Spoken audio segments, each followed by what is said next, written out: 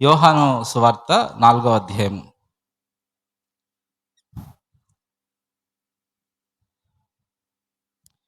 ఏదైనా చేయాలంటే అది దేవుడు చేయాల్సిందే. దేవుడు చేస్తేనే అది చాలా బాగుంటుంది. దేవుడు చేసిన సృష్టి ఎంత అద్భుతంగా ఉంది కదా! సృష్టి అనేది కేవలం దేవుడి కార్యం. అది గాడ్స్ వర్క్.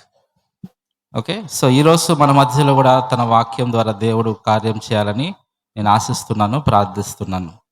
రండి దేవుని వాక్యంలో నుంచి యోహాను సువార్త 4వ అధ్యాయము 23, 24 వచనాలు చదువుకుందాం. అయితే యథార్థముగా ఆరాధించువారు ఆత్మతోనూ సత్యముతోనూ తండ్రిని ఆరాధించు కాలం వచ్చుచున్నది, అది ఇప్పుడునూ వచ్చేయున్నది. తను ఆరాధించువారు అట్టివారే కావాలనని తండ్రి కోరుచున్నాడు. దేవుడు ఆత్మ గనుక ఆయన ఆరాధించువారు ఆత్మతోనూ సత్యముతోనూ ఆరాధింపవలెను. చూడండి, ఈ వాక్యం ఈ 2 వచనాల్లో చూస్తే దేవుని ఆరాధించడం గురించి ఈ వచనాలు మాట్లాడుతున్నాయి. ఏంటది? దేవుణ్ణి ఆరాధించడాన్ని గురించి ఈ వచనాలు మాట్లాడుతున్నాయి. ఎటువంటి ఆరాధనను దేవుడు కోరుకుంటున్నాడు దాని గురించి ఈ వచనాలు మాట్లాడుతున్నాయి. ఎటువంటి ఆరాధన కోరుకుంటున్నాడు దేవుడు? యథార్థంగా ఆయన ఆరాధించాలని కోరుకుంటున్నాడు మొట్టమొదటిది. అదే మాటని ఇంకొక వేరే మాటలో చెప్పాలంటే ఆత్మతో సత్యముతో దేవుని ఆరాధించాలని దేవుడు కోరుకుంటున్నాడు. ఒక మానవుడి నుంచి దేవుడు కోరుకునేది ఏంటి? ఈరోజు దేవుణ్ణి ఆరాధించడానికి కదా మనం అందరం వచ్చింది. మన నుంచి ఏం కోరుకుంటున్నాడు దేవుడు? ఏం కోరుకుంటున్నాడు? ఆయన మనం ఆరాధించాలని కోరుకుంటున్నాడు. ఎలా ఆరాధించాలని కోరుకుంటున్నాడు? యథార్థముగా ఆత్మతో సత్యంతో ఆరాధించాలి. సరే, నేను ఒక క్వశ్చన్ అడుగుతాను. ఆత్మతో సత్యంతో ఆరాధించడం అంటే ఏంటి?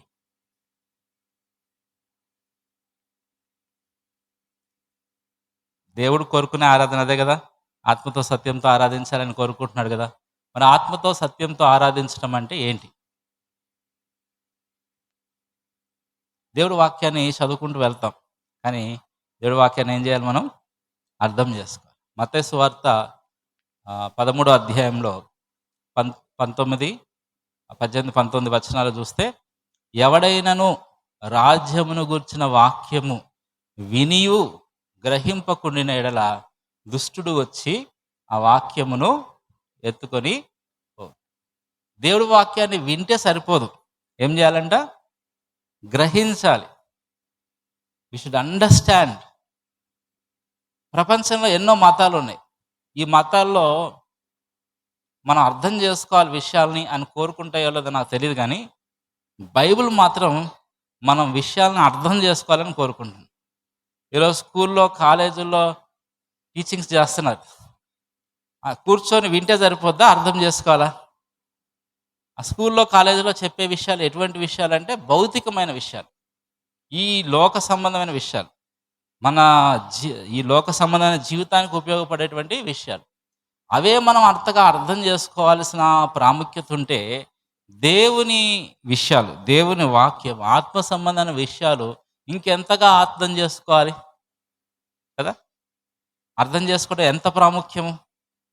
కాబట్టి దేవుడి వాక్యం చెప్తుంది, మనం దేవుడి వాక్యాన్ని వింటే సరిపోదు, అర్థం చేసుకోవాలి. సో దేవుని వాక్యాన్ని మనం అర్థం చేసుకోవాలి. We should understand God's word. అర్థం చేసుకోకపోతే ఏమవుతుంది? సాతాను పని జరుగుతుంది. ఏం జరుగుతుంది? వాక్యాన్ని ఎత్తుకొని పోతాడు. వాడు వచ్చే దొంగ ఏం దొంగతనం చేస్తాడు? డబ్బులు దొంగతనం చేయడు, బంగారం దొంగతనం చేయడు. మన దగ్గరకు వచ్చేది దేనికంటే మన హృదయంలో, మన మనస్సులో వాక్యం ఎత్తబడకుండా ఎత్తుకొని పోతాడు. ప్రారంభం నుంచి ఆదామవ్వల దగ్గరికి సాతాను వచ్చాడు. వచ్చిన దగ్గర నుంచి ఈరోజు వరకు వాడు చేసేది ఒకటే పని. ఏంటది? వాక్యం ఉండకూడదు మన మనస్సులో, హృదయాలు. ఏంటది? మన మనస్సులో, హృదయాల్లో ఏముండకూడదు? వాక్యం ఉండకూడదు. వాక్యం అంటే అర్థం ఏంటి? వాక్యం యొక్క భావం. ఒక ఆయన అంటాడు, the meaning of the scripture ఈ స్క్రిప్చర్. లేఖనాల యొక్క భావము లేఖనం. ఆ భావం అనేది మనకి గోచరం కాలేదనుకోండి, లేఖనాలు గోచరం కానట్టే, అర్థం కానట్టే. చదువుకుంటూ వెళ్తున్నాం. దేవుడు ఆత్మ కనుక ఆయన ఆరాధించేవారు ఆత్మతో సత్యంతో ఆరాధించాలి. ప్రతి ప్రార్థనా మందిరంలో రాసి ఉంటుంది వెనకాల. మరేంటి ఆత్మతో సత్యంతో ఆరాధించడం అంటే ఏంటి? చదువుకుంటూ వెళ్తున్నాం, కానీ అర్థమైందా మనకి? యేసు ప్రభు ఒక సందర్భంలో అంటాడు, లేఖనమును గ్రహించున్నట్లు ఆయన వారి హృదయములను మనస్సులను తెరిచెను. దేవుని వాక్యాన్ని అర్థం చేసుకోవాలంటే దేవుడు మనకు సహాయం చేయాలి. అందుకే బైబిల్ చదివేటప్పుడు ప్రేయర్ఫుల్గా మనం ప్రార్థనాపూర్వకంగా చదవాలి. ఉత్తుగా మన సొంత జ్ఞానంతో చదువుకుంటూ వెళ్తే కుదరదు. సొంత జ్ఞానంతో చదువుకొని సొంత జ్ఞానంతో వివరించిన వాళ్ళు ఎవరంటే పరిసయ్యులు, శాస్త్రులు, సద్దుకాయలు. యేసుప్రభు అన్నాడు, మీరు చదవలేదా, మీరు గ్రహించలేదా అన్నాడు. చదువుతున్నారు కానీ సొంత జ్ఞానంతో చదువుతున్నారు, దేవుని ఆత్మ మీద ఆధారపడి చదవట్లేదు, దేవుడి మీద ఆధారపడి చదవాలి. దైవజనులందరూ మనకు చెప్పింది ఏంటంటే బైబిల్ చదివేటప్పుడు ఈ ప్రార్థన చేయాలి. కీర్తనలు 119:18, నీ ధర్మశాస్త్రమందు ఆశ్చర్యమైన సంగతులను చూచినట్లు నా కన్నులు తెరువు. దేవుడు మన మనోనేత్రాలు తెరిచి ఆత్మ సంబంధమైన సత్యాలు చూడటానికి కృప అనుగ్రహిస్తేనే దేవుని వాక్యాన్ని అర్థం చేసుకోగలుగుతాం. సరే, వెనకొచ్చేద్దాం. ఆత్మతో సత్యంతో దేవుని ఆరాధించడం అంటే ఏంటి? చూడండి, యోహాను సువార్త 3వ అధ్యాయం అయిపోయిన తర్వాత 4వ అధ్యాయం వచ్చింది కదా. సో 3వ అధ్యాయం మనం దేవుడి వాక్యాన్ని చదివేటప్పుడు అర్థం చేసుకోవాలంటే మనకు బాగా ఉపయోగపడేటువంటి ఒక విషయం ఏంటంటే సందర్భము. చెప్పండి, కాంటెక్స్ట్, సందర్భం. ఏ సందర్భంలో చెప్పబడ్డాయో ఆ సందర్భాన్ని బట్టి ఆ మాటలు మనం అర్థం చేసుకోవచ్చు. ఇంకా చెప్పాలంటే నారో కాంటెక్స్ట్, బ్రాడర్ కాంటెక్స్ట్ అంటారు. అంటే ఆ అధ్యాయంలోనే మనం వెతుక్కుంటే, ఆ సందర్భంలో వెతుక్కుంటే దాని యొక్క భావం అర్థమైద్ది. ఇంకా చూస్తే వెనకాల అధ్యాయం, అవతల అధ్యాయం, మొత్తం అధ్యాయాలంతా, పుస్తకం అంతా చదువుతున్నప్పుడు మనకి ఆ మాటలకు అర్థమవుతుంది. చూడండి, ఆత్మతో సత్యంతో ఆరాధించడం అంటే, ఆత్మ అంటే ఏంటి? పరిశుద్ధాత్మ. ఓకేనా? ఆత్మ అంటే ఏంటి అందరూ చెప్పాలి, పరిశుద్ధాత్మ. సత్యం అంటే ఏంటి? వాక్యం. ఓకేనా? సత్యం అంటే ఏంటి చెప్పాలి? వాక్యం. పరిశుద్ధాత్ముడు వాక్యము. బైబిల్లో దేవుడు పనిచేసే విధానం గురించి మనం చూస్తాము. దేవుడు ఏదైనా పని చేస్తే ఎలా చేస్తాడంటే ఈ రెండిటి ద్వారా చేస్తాడు. ఎలా చేస్తాడు? ఆయన పరిశుద్ధాత్మ ద్వారా చేస్తాడు, ఆయన వాక్యం ద్వారా చేస్తాడు. చూడండి, మనందరి దగ్గర బైబిల్ గ్రంథం ఉందా? ఈ గ్రంథం ఎలా వచ్చింది తెలుసా? పరిశుద్ధాత్మ ద్వారా వచ్చింది. ఎలా వచ్చింది? పరిశుద్ధాత్మ ద్వారా వచ్చింది. దేవుడు తన ఆత్మ ద్వారా ప్రవక్తలను ప్రేరేపించి నడిపించి ఈ వాక్యాన్ని రాయించాడు. 2 వచనాలు చెప్తాను. సమయం నాకు చాలా తక్కువ ఉంది కాబట్టి నేను బోర్డులని సంగతులు చెప్పాలనుకుంటున్నాను కాబట్టి తీయగలిగిన వాళ్ళు తీసి చూడండి, తీయలేకపోయినా మనసులో గుర్తుపెట్టుకోండి. ఎవరికైనా ఈ వచనాలన్నీ కావాలంటే నేను తర్వాత మీకు ఆ వచనాలన్నీ అందజేస్తాను. ఓకేనా? సో నేను చెప్పే ప్రతిదానికి బైబిల్లో వచనాలు ఆధారంగా ఉంటేనే చెప్తాను నేను. ఓకే బ్రదర్, ఈ వచనం దీని గురించి లేఖనాధారం చెప్పండి బ్రదర్ అంటే ఖచ్చితంగా ప్రతిదానికి నేను చెప్తాను. కానీ టైం లేదు కదా. కొన్ని వారాలు కూర్చొని చదువుకుంటే లేఖనాలన్నీ పరిశోధిస్తే మనకు కుదిరిద్ది. కానీ గంటలో ఏం చెప్తాము, అన్నీ చెప్పలేం కదా. కాబట్టి నేను టూకీగా చెప్పుకుంటూ వెళ్తాను. వాటికి వచనాలు ఎవరికైనా కావాలంటే నన్ను అడగండి, నేను ఇస్తాను మీకు తర్వాత. ఓకేనా? ఓకే. సో 2 వచనాలు చూపిస్తాను నేను. పరిశుద్ధాత్మ ప్రేరేపణ ద్వారా దేవుని వాక్యము దేవుడు మనకు అనుగ్రహించాడంటే 2 వచనాలు. పేతురు రాసిన 2వ పత్రిక 1వ అధ్యాయము 20-21 వచనాలు. పేతురు రాసిన 2వ పత్రిక 1వ అధ్యాయము 20-21 వచనాలు. ఒకడు తన ఊహను బట్టి చెప్పడం వల్ల లేఖనములలో ఏ ప్రవచనము పుట్టదని మొదట గ్రహించుకొనవలను. ఎలా అనగా ప్రవచనం ఎప్పుడునూ మనుషుని ఇచ్చను బట్టి కలగలేదు, కానీ మనుషులు పరిశుద్ధాత్మ వలన ప్రేరేపింపబడిన వారై దేవుని మూలంగా పలికింది. ఈ వచనం ఏం చెప్తుందంటే, ఒకడు తన ఊహను బట్టి చెప్పడం వల్ల. చూడండి, దేవుని వాక్యం ఎలా వచ్చిందంటే మనుషులు వాళ్ళకు ఊహలతో, మనుషుల సొంత ఊహలతో రాస్తే వచ్చింది కాదు బైబిల్ గ్రంథం. అదే ఒకడు తన ఊహను బట్టి చెప్పడం వలన లేఖనంలో ఏ ప్రవచనము పుట్టదని మొదట గ్రహించుకునే వాళ్ళని. ప్రవచనం ఎప్పుడు మనుషుని ఇచ్చిన బట్టి కాదు, మనుషులకు ఊహల వల్ల మనుషులకు ఇష్టం వచ్చింది రాసుకుంటూ పోతే బైబిల్ రాలేదు. మరి ఎలా వచ్చింది బైబిల్ గ్రంథము? మనుషులు పరిశుద్ధాత్మ వలన ప్రేరేపింపబడిన వారై దేవుని మూలముగా పలికిరి. చూసారా, పరిశుద్ధాత్మ ప్రేరేపణ ద్వారా మనుషులు దేవుని వాక్యాన్ని చెప్పారు వాళ్ళ తరంలో. అలా చెప్పిన మాటల్ని దేవుడు వాక్యరూప గ్రంథస్థంగా రాయమంటే వాళ్ళు రాశారు. అలాగ దేవుడు వాక్యం ఈరోజు మనకి దొరికింది. ఓకేనా? సో ఇది మొదటి వచనం. రెండవ వచనం చెప్తా చూడండి. తిమోతికి రాయబడిన 2వ పత్రిక 3వ అధ్యాయము 16-17 వచనాలు. ఓకేనా? తిమోతికి రాయబడిన 2వ పత్రిక 3వ అధ్యాయము 16-17 వచనం. దైవజనుడు సన్నద్ధుడై ప్రతి సత్కార్యమునకు పూర్ణంగా సిద్ధపడి ఉన్నట్లు దైవావేశం వలన కలిగిన ప్రతి లేఖనము ఉపదేశించుటకు, ఖండించుటకు, తప్పుదిద్దుటకు, నీతి అందు శిక్ష చేయుటకు ప్రయోజనకరమై ఉన్నది. ఈ వచన భాగం అంతట్లో నేను మీకు ఒక్క లైను జ్ఞాపకం చేయాలని, దైవావేశం వలన కలిగిన ప్రతి లేఖనము. బైబిల్ గ్రంథం ప్రాచీన తెలుగులో ఉంటుంది, వాడుక భాషలో ఉండదు. కాబట్టి నేను వాడుక భాషలోకి తీసుకొస్తా ఆ లైన్ని. ఏంటి? దైవావేశం వల్ల కలిగిన ప్రతి లేఖనము అనే మాటని వాడుక భాషలో మాట్లాడతాను. లేఖనాలు దైవావేశం వల్ల కలిగాయి. బాగుందా? లేఖనాలు దైవావేశం వల్ల, దైవావేశం అంటే ఏంటి? దైవ ప్రేరేపణ వల్ల కలిగాయి. ఓకేనా? అర్థమైందా? సో లేఖనాలు ఎలా వచ్చాయి మనకి? బైబిల్ గ్రంథం ఎలా వచ్చింది? పరిశుద్ధాత్మ ప్రేరేపణ ద్వారా, దైవ ప్రేరేపణ ద్వారా కలిగింది. ఇంకొక మాట చూడండి, కొన్ని పదాలు చదువుతాం కానీ వాటిని అర్థం చేసుకోం. లేఖనము అంటే అర్థం ఎవరు చెప్తారు? ఎవరైనా లేఖనము అంటే అర్థం చెప్తారా? నాకు వినపడట్లేదు. లేఖనము అంటే అర్థం చెప్పాలి. Very good, very good, correct. లేఖనము అంటే ఏంటంటే లిఖించబడిన దానిని లేఖనం అంటారు. లిఖించే వారిని లేఖికులు అంటారు. అదేనా? లేఖికులు లిఖించే దాన్ని లేఖనము అంటారు. అంటే సింపుల్గా చెప్పాలంటే రాయబడినది అని అర్థం. అంటే దేవుడు రాతపూర్వకంగా మనకిచ్చినది ఈ లేఖనము ఏదైతే ఉందో అది ఎలాగో దొరికింది? పరిశుద్ధాత్మ ప్రేరేపణ ద్వారా మనకు అనుగ్రహించబడింది. దేవుడు పరిశుద్ధాత్మ ద్వారా రాతపూర్వకంగా మనకిచ్చినటువంటి వాక్య సత్యం ఇది. అయితే ఈ వాక్యం అంతా కూడా, బైబిల్ అంతా కూడా ఏంటంటే సత్యము. ఏం సత్యము? స్కూల్లో కూడా సత్యం ఉంటుంది కదా, 2+2 = 4 అనేది సత్యమే కదా, అంతేనా? అది సత్యమే, ఇది సత్యమే. దానికి దీనికి వ్యత్యాసం ఏంటంటే అది భౌతిక సత్యము, లేకపోతే గణిత సత్యము, ఇది దైవ సత్యం. ఈ సత్యం దేవుని గురించి. దేని గురించి? దేవుని గురించిన సత్యం. చూడండి, దేవుడి గురించి మనకి తెలుసుకోవాలంటే ఎలా సాధ్యమైంది? మానవులకి దేవుడి గురించి తెలుసుకోవాలంటే ఎలా సాధ్యమవుద్ది?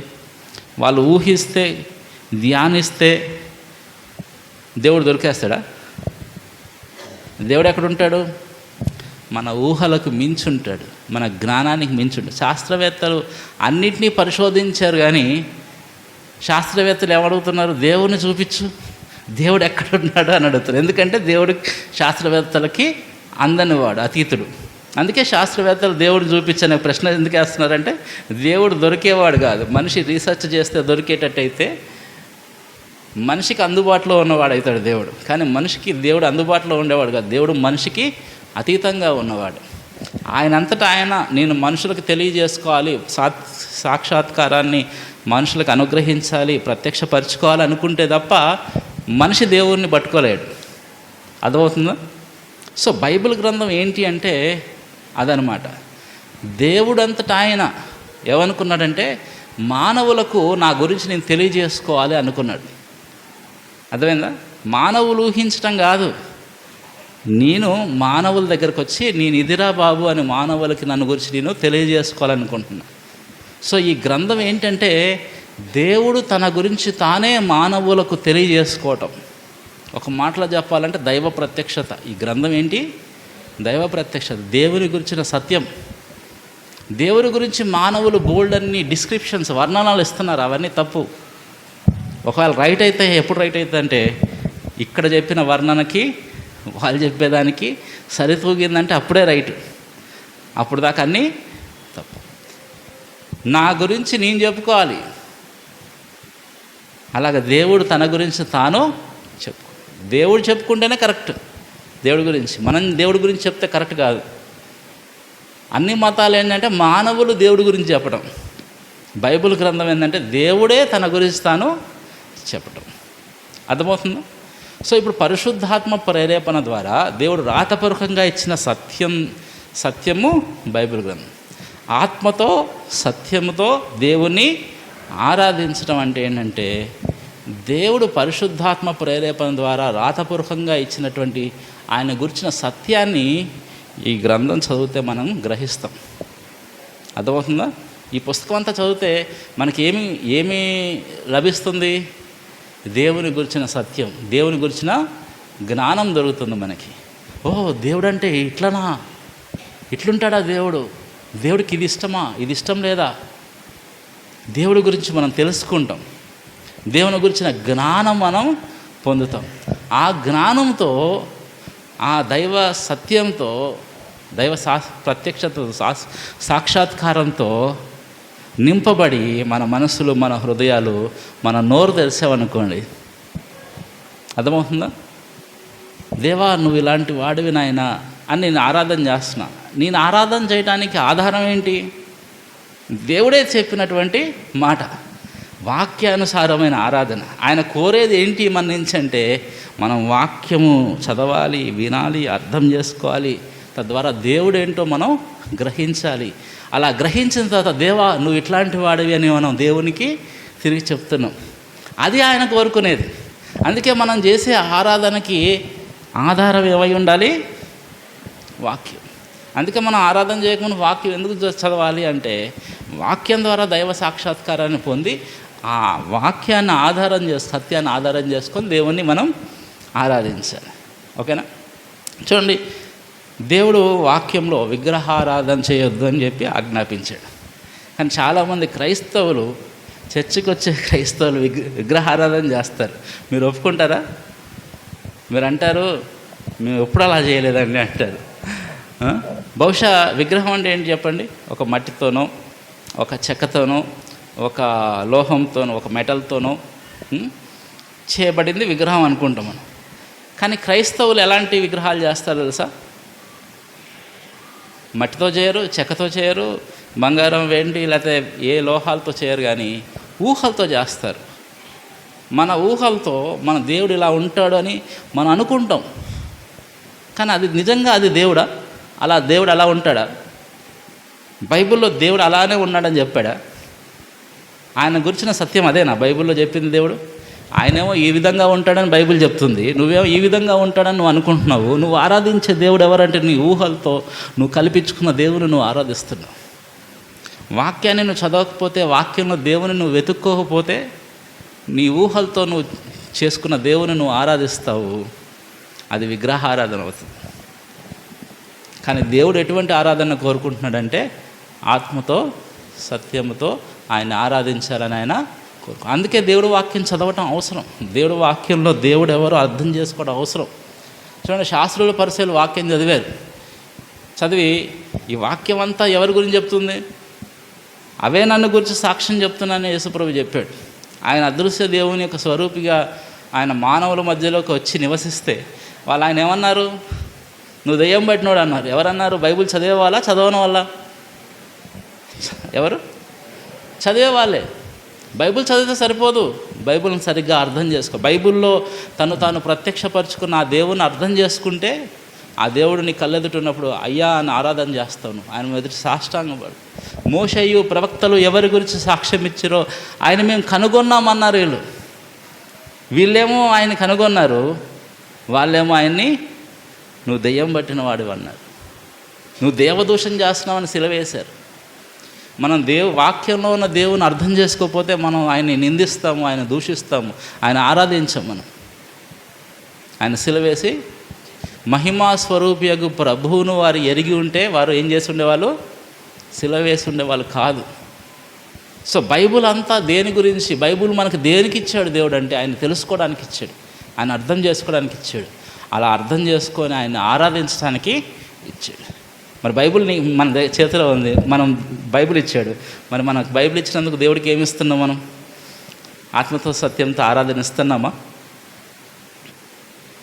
అది దేవుడు మన నుంచి కోరుకునేది. ఒకసారి హోషియా గ్రంథానికి వద్దాం. హోషియా గ్రంథము 6వ అధ్యాయము.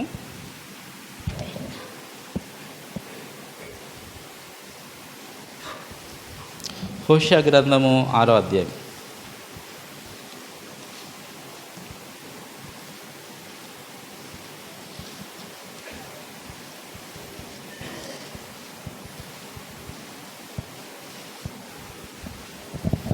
ఆరవ అధ్యాయము 6వ వచనం చదువుతారా?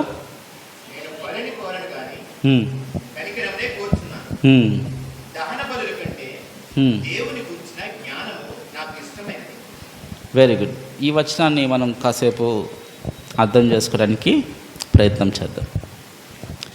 దేవుడు ఏం కోరుకోవట్లేదు? అవునా? లేవ్యకాండంలో వేరు వేరు రకాల బలులు అర్పించమని ఎవరు చెప్పారు? దేవుడే చెప్పాడు. నాలాంటి వాడు ఎవరైనా మీలో ఉంటే మీరు ఏమంటారు తెలుసా దేవుడిని? దేవుడా, నువ్వు ఇందాక ఒక మాట మాట్లాడావు, ఇప్పుడు ఒక మాట మాట్లాడుతున్నావు, ఏదో ఒకటి చెప్పు, నువ్వు కోరుకుంటున్నావా కోరుకోవట్లేదా అంటారు. అవునా? అసలు బలులన్నీ నియమించిందే దేవుడు. మళ్ళీ నేను బలిని కోరువాడను కాదంటే ఎట్లా అర్థం చేసుకోవాలి?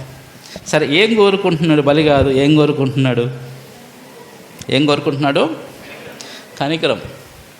ఏం కోరుకుంటున్నాడంట? బలి కాదు, కనికరాన్ని. సరే, ఈ వచనాన్ని అర్థం చేసుకుందాము, ఇంకొంచెం ముందుకెళ్దాం. చూడండి ఇంకేమంటున్నాడు.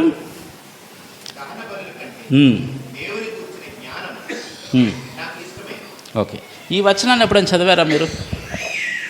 ఎప్పుడైనా చదివారా ఈ వచనాన్ని? చదివితే మీకు నాలాంటి ఒక ప్రశ్న, నాకు వచ్చిన ప్రశ్న లాంటి ప్రశ్న రావాలి. దేవుడికి ఇష్టం అంట. ఏమిష్టము? ఈ వచనం ప్రకారము ఏమిష్టము? కనికరం అయిపోయింది. ఈ మళ్ళీ ముందుకు వచ్చేస్తారు. ఏమిష్టము? దేవుని గురించిన జ్ఞానం ఇష్టం. చూడండి, అర్థం చేసుకోండి. చదువుకుంటూ వెళ్ళడం కాదు, ఆగదాం, ఆగి అర్థం చేసుకోండి. దేవుడికి దేవుడి గురించిన జ్ఞానం ఇష్టం. ఇప్పుడు నేనున్నాను అనుకోండి, నాకు నా గురించి ఇష్టము అన్నా అనుకోండి, ఎట్లుంటుంది? హాస్యాస్పదంగా ఉంటుంది కదా. అదేంటి? దేవుడికి దేవుడి గురించిన జ్ఞానం ఇష్టం ఏంటి? అర్థవంతంగా ఉందా? లేదనిపిస్తుంది మనకి. ఒకటి మనం గుర్తుపెట్టుకోవాలంటే, బైబుల్ మనకు సరిగ్గా అర్థం కాకపోతే అది మన తప్పు, దేవుడు తప్పు కాదు. ఓకేనా? అంటే ఎట్లా అర్థం చేసుకోవాలి దీన్ని? దేవుడు బలిని కోరుకోవట్లేదు, దహన బలులు కోరుకోవట్లేదు. ఆయన ఏం కోరుకుంటున్నాడు? కనికరాన్ని కోరుకుంటున్నాడు. మన నుంచి ఏం కోరుకుంటున్నాడు?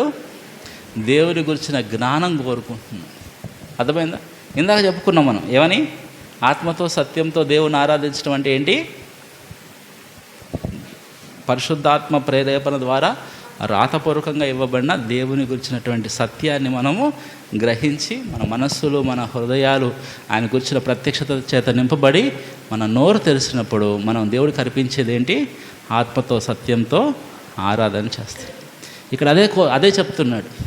మన నోరు తెరిచి దేవుని గురించిన జ్ఞానాన్ని దేవునికి అర్పిస్తున్నాం. ఆయనకు తెలుసు ఆయన గురించి, దేవుడి గురించి తెలుసు.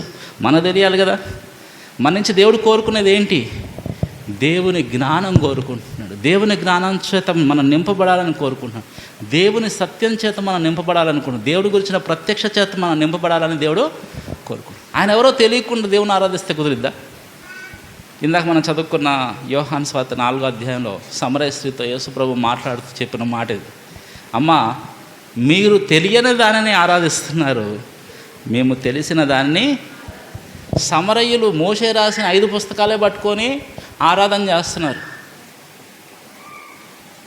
గెరుజీము కొండ మీద ఆరాధన చేస్తున్నారు. దేవుడేమో యెరూషలేము కొండ మీద మందిరాన్ని నిర్మించి అక్కడ ఆరాధన చేయమంటే వీళ్ళేమో గెరిజీము కొండ మీద ఆరాధన చేస్తున్నారు.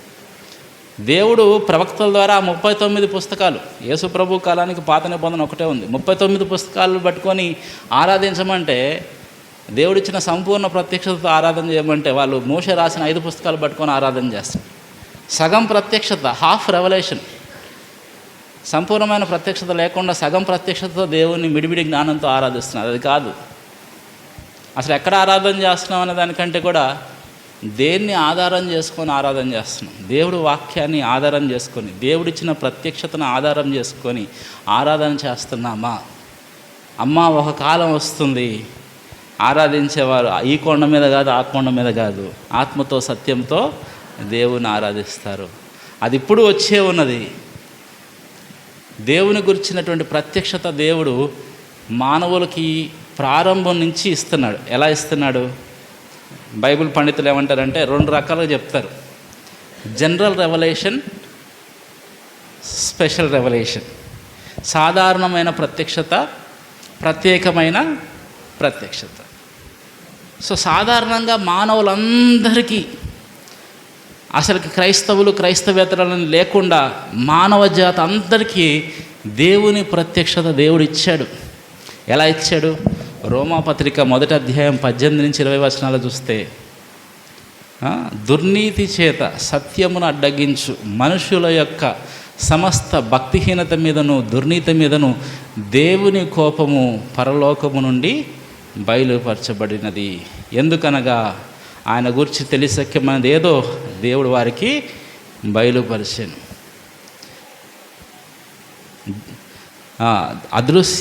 ఆయన అదృశ్య లక్షణములు అనగా నిత్యశక్తి, దేవత్వము, జగదుత్పత్తి మొదలుకొని సృష్టించబడిన వస్తువులను ఆలోచించటం వలన దేవుడు ఉన్నాడు, ఆ దేవుడు పాపాన్ని శిక్షిస్తాడు అనే సింపుల్ విషయాలు మానవులందరూ తెలుసా లేదా? ఎలా తెలుసు? 2 విషయాలు. ఒకటి, ఈ సృష్టిని చూస్తే సృష్టికర్త ఉన్నాడని తెలుస్తుంది. సృష్టి ద్వారా దేవుడు ఆయన ఉనికిని మానవులకు తెలియజేసుకున్నాడు. 2, మనస్సాక్షి. ఏంటది? మనసు. ప్రతి ఒక్కళ్ళ మనస్సాక్షి పాపం చేస్తే గద్దిస్తుందా లేదా? నువ్వు తప్పు చేస్తున్నావు, నువ్వు శిక్ష ఉంటుంది అని చెప్తా. వారిలో దేవుడు మన హృదయంలో మన మనస్సాక్షి ద్వారా దేవుడు ఆయన ఉనికిని మనకు మానవులందరికీ తెలియజేశాడు. ఆ దేవుడు యేసు ప్రభువా కాదా అంత స్పష్టత లేదు, కానీ దేవుడు ఉన్నాడు, ఆయన పాపాన్ని శిక్షిస్తాడు అని మానవులందరికీ తెలియజేసుకున్నాడు. ఇది జనరల్ రెవల్యూషన్. సాధారణంగా మానవులందరికీ దేవుడు ఇచ్చిన ప్రత్యక్షత. ఇంకోటి చూస్తే ఈ రోజుకి కరోనాలు వచ్చినాయి, ఇన్ని వచ్చినాయి, విపత్తులు వచ్చినాయి, ఈ రోజుకి మానవ జాతి మనుగడ కొనసాగుతుందా లేదా? కొనసాగుతుందా లేదా? కరువులు వస్తే ఎక్కడో వస్తాయి, భూకంపాలు వస్తే ఎక్కడో వస్తాయి, అంతేగాని భూమి మొత్తం మానవ జాతి అంతా తుడుచుకుపెట్టుకుపోయిందా? మానవ జాతి మనుగడను దేవుడు కాపాడుతున్నాడు. ఆయన ఋతువులను, కాలములను, ఫలములను, ఆహారమును మానవులకు అనుగ్రహించి డివైన్ ప్రావిడెన్స్ అంటారు దీన్ని. దేవుడు మానవ జాతి మనుగడను కాపాడుతూ ఆయన యొక్క ఉనికిని చాటుకుంటున్నాడు. ఇంకా చూస్తే మానవుడికి దేవుడు మైండ్ ఇచ్చాడు. ఏమిచ్చాడు? మైండ్. తర్కం అంటారు కదా, తర్కం, హ్యూమన్ రీజనింగ్, హ్యూమన్ లాజిక్. ఈరోజు నేను దేవుని తెలుసుకున్న తర్వాత, దేవుని వీటి ద్వారా నేను తెలుసుకోలేదు, కానీ దేవుని తెలుసుకున్న తర్వాత నేను ఎడ్యుకేషన్ మొత్తంలో చూస్తే ఎడ్యుకేషన్ మొత్తం దేవుడి గురించే చెప్తుంది తెలుసా. చాలామంది నేను టీచర్గా చేస్తాను చాలా స్కూల్లో. నా స్టూడెంట్స్ నా దగ్గరికి వచ్చి, సార్ దేవుడు ఉన్నాడా సార్ అంటారు. నేనంట, నాన్న మీరు ఏం చదువుకుంటున్నారు నాన్న అంట. నేను అదేనా, చదువుకున్న వాళ్ళకి దేవుడు ఎక్కువ తెలియాలి.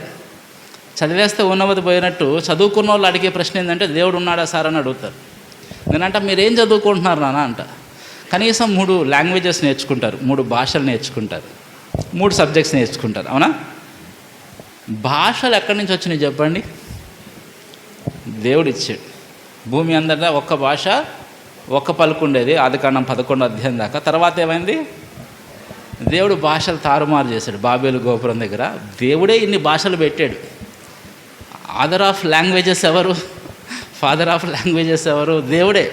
ఇన్ని భాషలు రావడానికి కర్త ఎవరు? ఏ ప్రపంచంలో ఏ లాంగ్వేజ్ ఇన్స్టిట్యూట్ కూడా ఒక్క రోజులో ఇన్ని భాషలు నేర్పించదు. ఆదికాండం 11వ అధ్యాయంలో దేవుడు ఒక్కరోజే కనీసం బైబిల్ పండితులు చెప్తారు 70 చిల్లర భాషలు దేవుడు ఇచ్చాడంట, 70 పైగా భాషలు ఇచ్చాడంట. అప్పుడు 70 లాంగ్వేజెస్ దేవుడు మొదలు పెడితే ఈరోజు 7000 లాంగ్వేజెస్ ఉన్నాయి. ప్రతి భాషతో దేవుడు ప్రార్థన చేస్తే దేవుడికి అర్థమైద్దా లేదా? అర్థమైద్దా లేదా? దేవుడికి అర్థం కాని భాష ఉంటుందా? పసిపిల్లోడి భాష కూడా దేవుడికి అర్థమైంది. పాప ఉంది, క్యారం అంటే మనకి ఏమైనా అర్థమైద్దా? మనకు దేవుడికి అర్థమైద్ది, ఆ భాష కూడా అర్థమైంది. చూడండి, భాషలు ఎక్కడి నుంచి వచ్చినాయి? దేవుడు పెడితే వచ్చినాయి. దేవుడిచ్చిన మైండ్తో, దేవుడిచ్చిన భాషలను అధ్యయనం చేస్తూ దేవుడు ఉన్నాడా అని అడుగుతున్నాం మనం. అర్థమైందా? సైన్స్ తీసుకోండి, సైన్స్లో ఏముంటుంది? బాటనీ అంటే వృక్షశాస్త్రం. ఏ శాస్త్రవేత్త అయినా ఒక మొక్క కానీ ఒక చెట్టును కానీ కనిపెట్టాడు? దేవుడు సృష్టించిన మొక్కల్ని చెట్లని శాస్త్రవేత్తలు చూసి అర్థం చేసుకొని అధ్యయనం చేసి ఇదిరా బాబు అని చెప్తున్నారు, మనకి వివరిస్తున్నారు. అంటే బాటనీ అంతా ఎవరి గురించి చెప్తుంది? దేవుడి చేతి కార్యం గురించి చెప్తుంది. అంటే నువ్వు 10 సంవత్సరాలు నువ్వు చదివేది ఏంటి? దేవుడు చేసిన పనిని నువ్వు తీక్షణంగా గమనిస్తూ స్టడీ చేస్తున్నావు. అప్పుడు నీకేం అర్థం అవ్వాలి? దేవుడు ఎంత గొప్పడో అర్థం కావాలి. అర్థమవుతుందా? దేవుడు చేసిన కార్యాలను నువ్వు అధ్యయనం చేస్తుంటే దేవుడు గొప్పదనం నీకు అర్థం కావాలి. కానీ నువ్వేం క్వశ్చన్ అడుగుతున్నావు? అసలు దేవుడు ఉన్నాడా లేదా అని అడుగుతున్నావు. దేవుడు లేకపోతే నువ్వు దేని గురించి అధ్యయనం చేస్తున్నావు? దేవుడి చేతి కార్యాలనే కదా. జువాలజీ, బాటనీ అయిపోయింది, జువాలజీకి వెళ్దాం. జువాలజీ అంటే జంతు శాస్త్రం. దేవుడు సృష్టించిన జంతువులను నువ్వు స్టడీ చేస్తున్నావు, మళ్ళీ ఏమడుగుతున్నావు?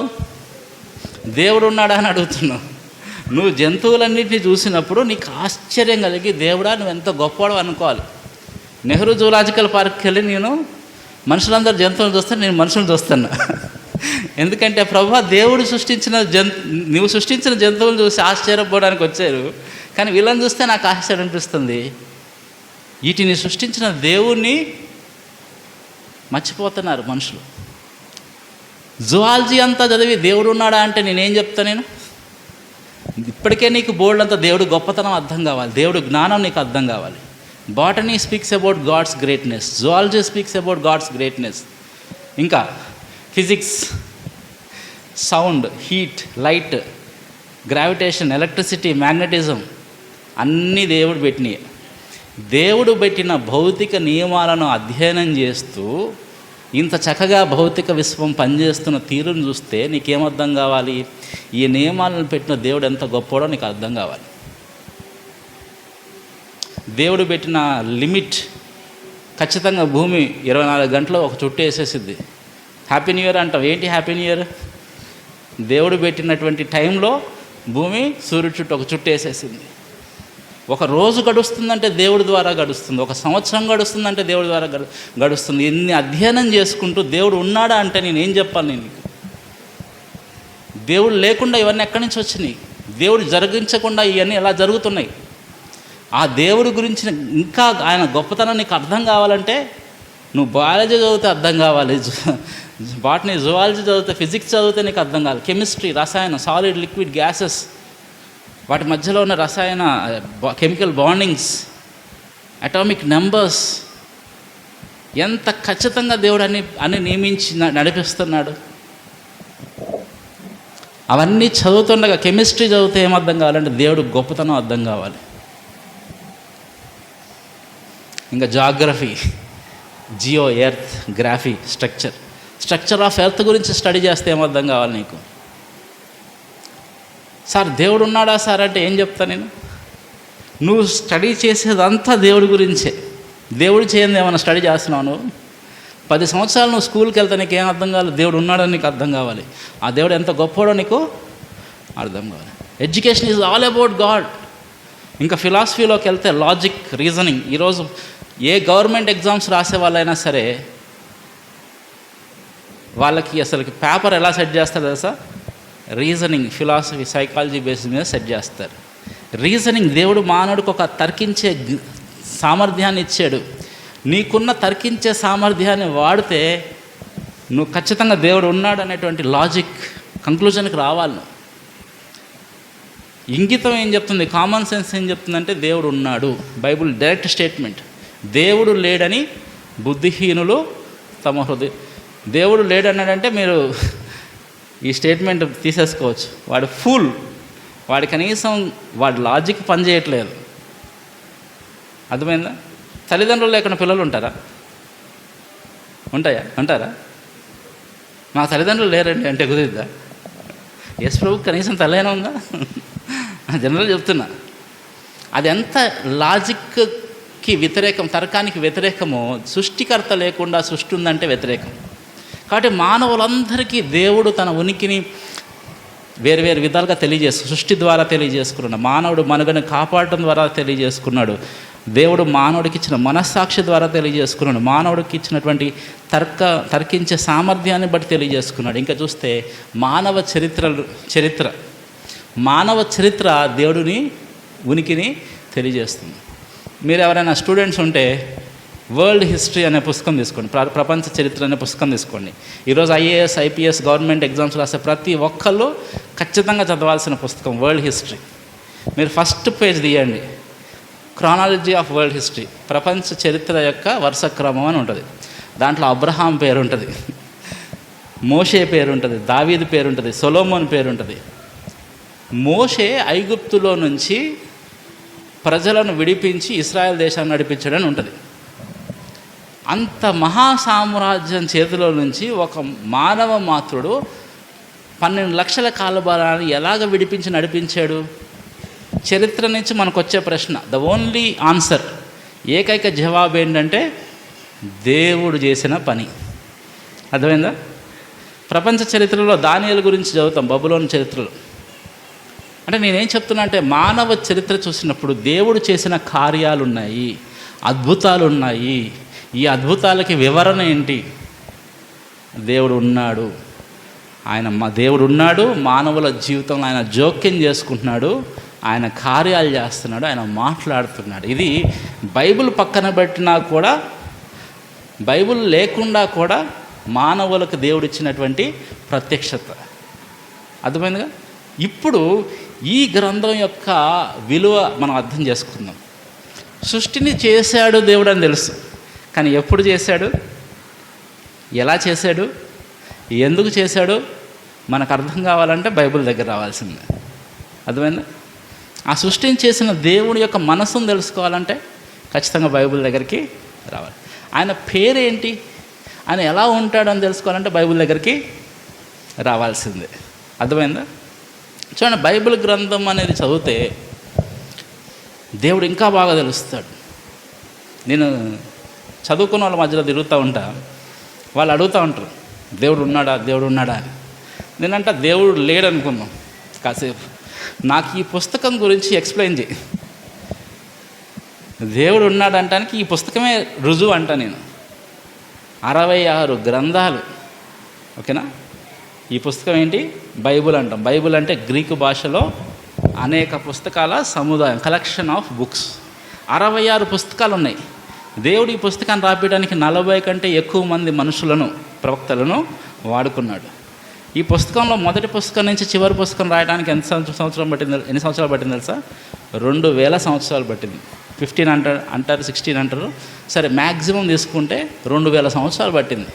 2000 సంవత్సరాల కాల వ్యవధిలో 40 కంటే ఎక్కువ మంది వేరు కాలాల్లో ఉన్న వాళ్ళ చేత దేవుడు ఒక పుస్తకాన్ని రాపిస్తే ఈ 66 పుస్తకాలు కలిపి ఒక్క పుస్తకం అయింది. అర్థమైందా? ఈ 66 పుస్తకాల మధ్యలో ఉన్నటువంటి ఆ ఇంటిగ్రిటీ ఏమంటారంటే, ఎంతగా ఒకదానికొకటి ఏమంటారు, తెలుగులో పదం నాకు తెలియట్లేదు, ఒకదానికొకటి ఎట్లా ముడిపడి ఉన్నాయంటే విడదయ్యలేనంతగా ముడిపడి ఉన్నాయి. మనం బైబిల్ని ఎలా చూస్తామంటే, బైబిల్లో చాలా కథలు ఉన్నాయంటే చూస్తాం మనం. ఓకే, బైబిల్లో ఎన్ని కథలు ఉన్నాయి? చాలా కథలు ఉన్నాయి. ఓకే, నేను కూడా ఒప్పుకుంటా. కానీ నేను మీకు ఇంకో మాట చెప్పాలి. బైబిల్ అంతా కలిపి ఒక కథ. ఏంటది? బైబిల్ అంతా కలిపితే ఒక్క కథే. It is only, Bible is all one story, ఒకటే స్టోరీ. ఓకేనా? బైబిల్ అంతా దేని గురించి మాట్లాడుతుంది? ఎవరి గురించి మాట్లాడుతుంది? దేవుడి గురించి మాట్లాడుతుంది. Bible is about story of God, దేవుని కథ. చూడండి, మరి మీరు చర్చకు వస్తున్నారు కాబట్టి సినిమాలు చూస్తారన్నది నాకు తెలియదు. చూస్తారా? దొంగలం నిజాలు చెప్పవు ఇక్కడ. సరే, ఏ సినిమా చూసినా ఒక స్టోరీ, కథ కదా. ఏ సినిమా తీసుకున్నా ఒక హీరో ఉంటాడు కదా. బైబిల్లో కూడా మనం ఏమనుకుంటే చాలా కథలు ఉన్నాయి అనుకుంటాం. దావీదు కథ తెలుసా మీ అందరికీ? అబ్రహాం కథ తెలుసా? యోసేపు కథ తెలుసా? యోనా కథ తెలుసా? అబ్రహాం కథలో హీరో ఎవరు చెప్పండి? అబ్రహాము. దావీదు కథలో హీరో ఎవరు చెప్పండి? దావీదు. యోనా కథలో హీరో ఎవరు చెప్పండి? ఇదే మనం చేసే పొరపాటు. మీకు ఒక మాట చెప్పనా? అబ్రహాం కథలో హీరో దేవుడు. దావీదు కథలో హీరో ఎవరు? దేవుడు. యోనా కథలో హీరో ఎవరు? దేవుడు. మనకు తెలిసి తెలియక జరిగిన పొరపాటు ఇది. అబ్రహాం కథలో హీరో అబ్రహాం అనుకుంటాం, కాదు, అబ్రహాం యొక్క దేవుడు. దావీదు కథలో హీరో దావీదు అనుకుంటాం, తప్పు, దావీదు యొక్క దేవుడు. యోనా కథలో యోనా కాదు హీరో, యోనా యొక్క దేవుడు. ఈ బైబిల్ అంతా ఆ కథలన్నీ కలిపితే ఒకే కథ. ఈ కథలో హీరో ఎవరు? దేవుడే హీరో. చూడండి, ఏ సినిమా చూసినా ఒక హీరో గురించి చెప్తారు. అంటే మనుషుల యొక్క మనసులో ఒక తపన ఉంది. ఏంటి? ఒక హీరో గురించి ఆశ ఉంది. ఒక హీరో అంటే ఎట్లుంటాడంటే అందరికంటే గ్రేట్ ఉంటాడు, అందరినీ కొట్టేస్తాడు, తప్పు చేసిన వాళ్ళు శిక్షించేస్తాడు, మంచిని స్థాపించేస్తూ ఉంటాడు, చూడటానికి బాగుంటుంది. నిజ జీవితంలో జరిగిద్దా? కానీ దెర్ ఈజ్ ఎ హీరో. నిజమైన ఒక హీరో ఉన్నాడు. తప్పు చేసిన వాళ్ళందరినీ శిక్షించి సత్యాన్ని మంచిని స్థాపించి ఒక హీరో ఉన్నాడు. ఆ హీరో గురించి చెప్పే స్టోరీయే బైబిల్. అర్థమైందా? ఈ హీరో లాంటి హీరో ఎవరూ లేరు.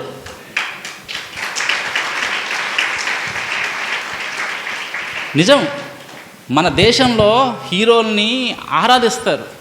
మహేష్ బాబుని, చిరంజీవిని దండలు కట్టి చూస్తుంటే నాకు ఎందుకురా వీళ్ళకి ఇంత పిచ్చి అనిపిస్తుంది. కానీ అసలైన హీరోని మనం ఆరాధించము. ఈయన మహేష్ బాబు కంటే గొప్ప హీరో, చిరంజీవి కంటే. అసలు చిరంజీవి అనే పేరు ఈయనకి వర్తిస్తుంది తెలుసా? నేను యుగ యుగములు జీవించువాడని అన్నాడు. అసలు చిరంజీవి ఈయన. అర్థమైందా? అసలు హీరో ఈయన. అసలు మనం ఆరాధించాల్సింది ఈయన.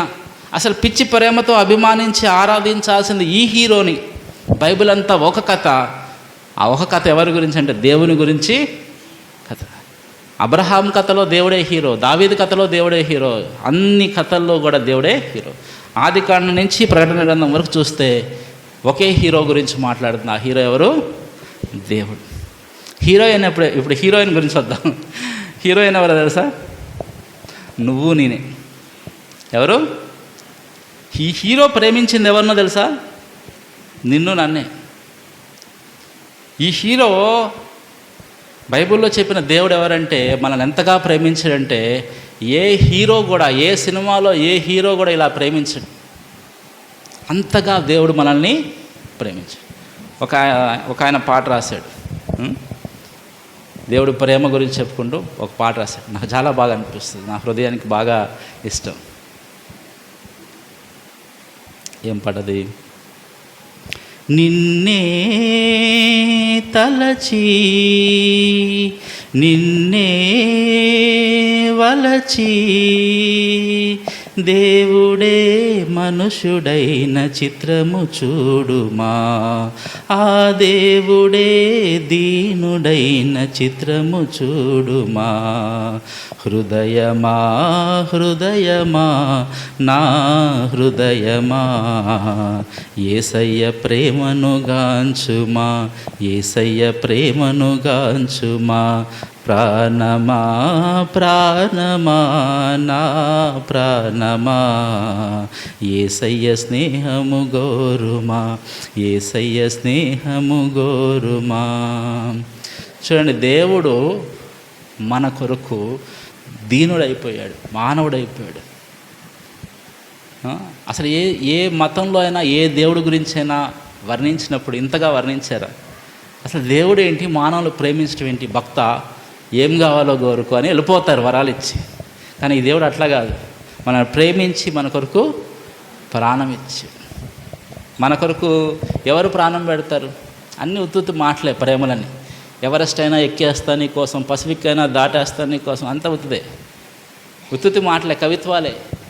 మనల్ని నిజంగా ప్రేమించిన దేవుడు ఈ దేవుడు. అర్థమైందా?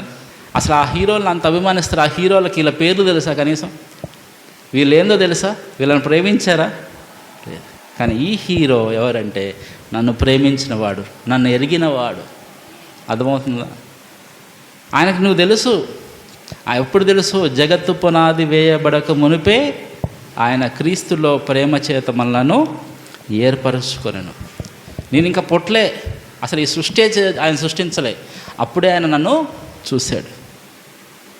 భూమి పునాదులు వేయక ముందే క్రీస్తులో జూచితివి, ప్రేమ పునాదులు వేసితివి.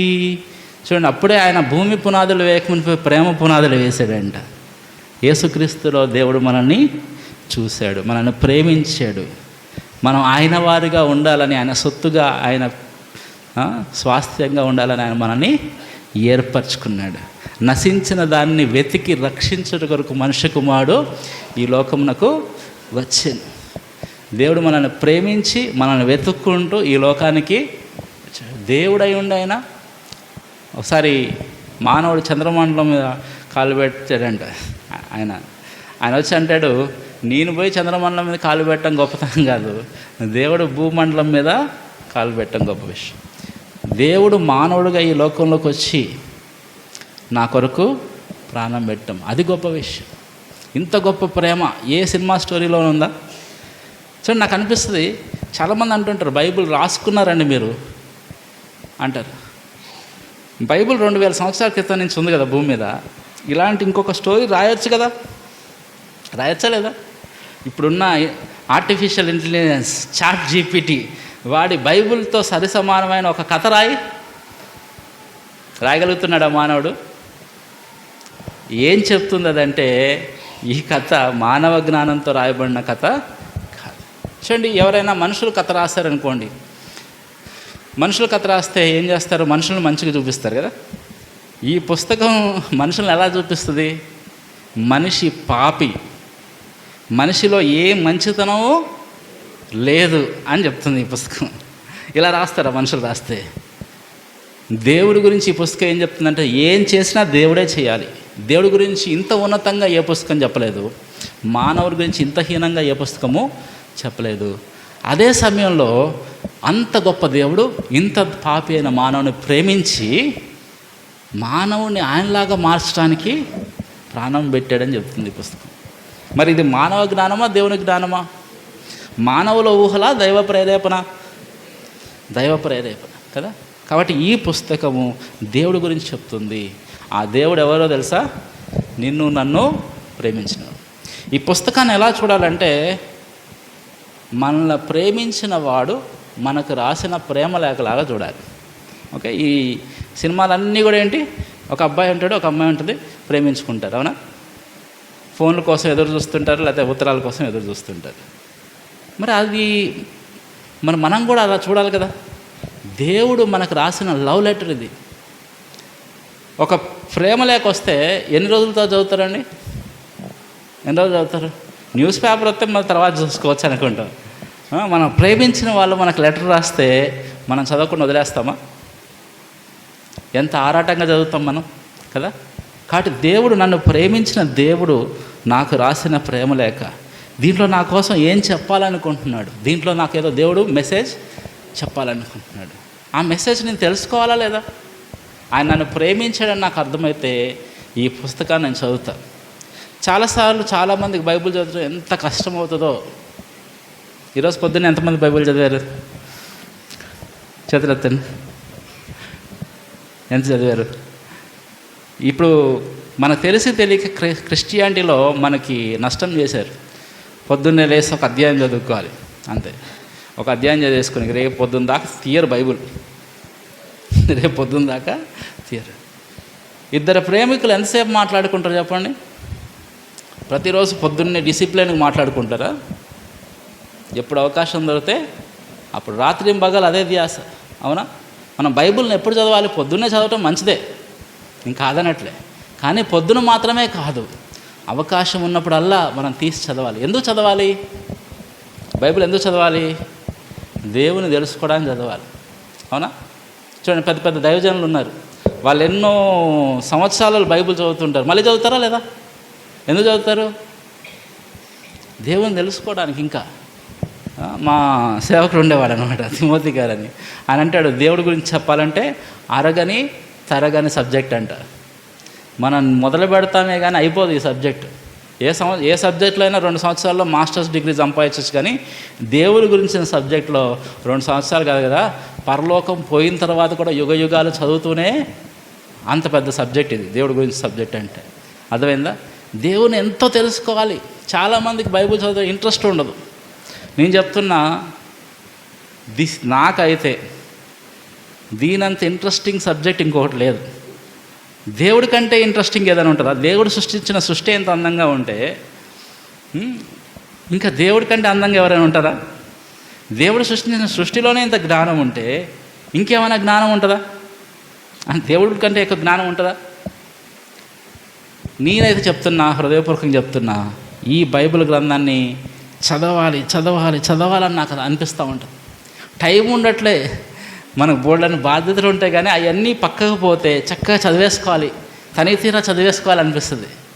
ఆ కొంచెం టైం దొరికితే ఆ కొంచెం బైబిల్ చదివేసుకోవాలనిపిస్తుంది. సరే, టైం లేదు, పనులు చేస్తున్నాం, పనుల్లో మనం దేవుడి గురించి ఆలోచించవచ్చా లేదా? అర్థమైందా? ఒక పాట ఉంది, ఈ వేళలో నీవు ఏం చేస్తుంటావు అంట. అంటే అవతల గురించి ధ్యాస, దేవుని గురించిన ధ్యాస మనకుందా? అలాగా రాత్రింబగలు దావీదు అంటాడు, దివారాత్రము ధ్యానించువాడు. రాత్రింబగళ్ళు దేవుని గురించిన ఆలోచన ఎప్పుడు ఉండాలి? పొద్దునుంటే సరిపోద్దా? రాత్రింబగళ్ళు. అసలు దేవుడెవరో తెలిస్తే, బైబిల్ చదువుతున్నప్పుడు దేవుడెవరో ఒక్కసారి మనకు కానీ ఆ సాక్షాత్కారం దొరికితే, ఆ టేస్ట్ దొరికితే మనం ఏం చేస్తాం తెలుసా? ఎంటబడతాం, మనం పరుగులు పెడతాం దేవుడి ఎదుట. నువ్వు నన్ను ఆకర్షించుము, నేను ఆకర్షించు, పరమగీతాలు అంటే కదా. దేవుడు కానీ ఒక్కసారి మనల్ని ఆకర్షించనుకోండి. 40 రాత్రింబగలు మోషే ఉన్నాడు, బోరు కొట్టిందా? ఇంకా నీ మహిమను నాకు చూపించన్నాడు. ఆకలి లేదు, దప్పిక లేదు. ఇంకా చూడండి, ఆకలి, దప్పిక, భౌతికమైన అలసట తీర్చుకోండి, నిద్ర, ఇవన్నీ కూడా దేవుడు ఈ లోకంలో పెట్టాడు మానవ దేహానికి. కానీ దేవుని గురించిన తృష్ణ వీటన్నిటికంటే మించింది తెలుసా? దేవుని మనం వెతుకుతే ఎలా ఎతకాలంటే, ఆకలి పక్కన పెట్టి, నిద్ర పక్కన పెట్టి, దప్పిక పక్కన పెట్టి ఎతుకుతాం మనం. ఎందుకంటే చూడండి, భక్తులు అంటాడు, నా దేహము నీ కొరకు ఎంతో ఆశించెను. నా దేహము నీళ్ళు ఆశించట్లేదు, ఆహారం ఆశించట్లేదు, నిద్ర ఆశించట్లేదు. నా దేహం దేన్ని ఆశిస్తుంది? దేవుణ్ణి ఆశిస్తుంది. వీటన్నిటికి అతీతంగా ఎప్పుడు మనం ఎదుగుతాం? మనం దేవుడు ఎవరో, ఆయన విలువ ఏంటో మనకు తెలిసినప్పుడు ఆయన్ని వెతుకుతాం. వెండిని వెతికినట్టు వెతకాలి, దాచబడిన ధనాన్ని వెతికినట్టు వెతకాలి. ఎందుకంటే దేవుని గురించిన జ్ఞానానికి సరిసమానమైన జ్ఞానము మరొకటి ఈ లోకంలో ఉందా? చూడండి, ఇర్మియా గ్రంథము 9వ అధ్యాయము 23-24 వచనాలు మనం ముగించుకుందాం. ఇర్మియా గ్రంథము 9వ అధ్యాయము 23-24 వచనాలు.